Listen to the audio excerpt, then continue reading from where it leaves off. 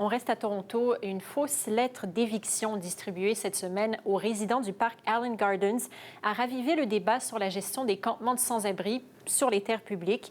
On rejoint justement Mirna Djukic qui est sur place. Donc cet avis, même si on sait maintenant qu'il n'était pas authentique, a quand même causé l'émoi dans le parc.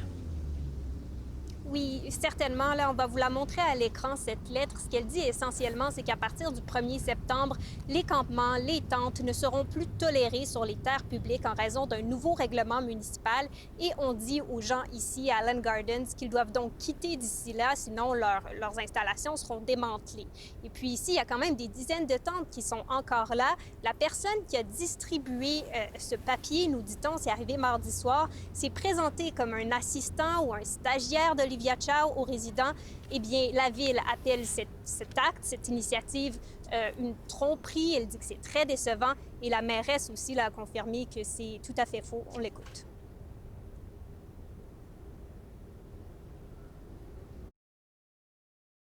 So I didn't have anything to do with it. That's why we call it fake. Didn't know where it came from. Still don't know. If you know, let me know. Et puis, eh bien, si on regarde bien la lettre, on voit qu'il y a certaines fautes, une signature qui peut paraître louche, certaines choses qui ont alerté les gens qui campent ici que ce n'était pas réel, mais ça a quand même causé beaucoup d'émoi, beaucoup de panique même chez certains, parce qu'ils disent que ce ne serait pas la première fois qu'ils reçoivent de tels avis de la Ville. Je vous laisse entendre un des campeurs. My heart dropped because all I really read was like, you have to be out by September 1st, and I immediately was filled with anxiety because I have nowhere else to go. I have nowhere else to be. Entre-temps, par contre, il y a d'autres personnes sans abri qui ont reçu des réels avis d'expulsion. Expliquez-nous, Mirna. Oui, en fait, c'est arrivé dans un autre parc où il y a un plus petit campement, là, seulement quelques tentes, dans le parc Bellevue.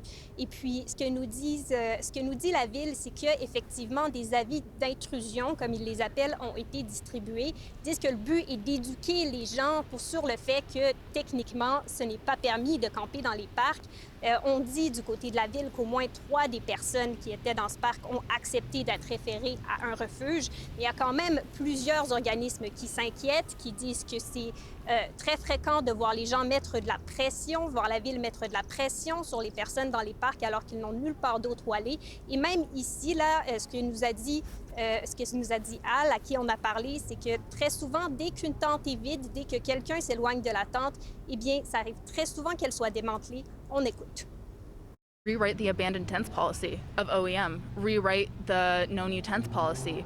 Get rid of those. They're putting people at risk. They're putting people in danger. I shouldn't have to read, you have to be out by September 1st. Just reading that, I should be able to be immediately like, that's fake, that's not the city.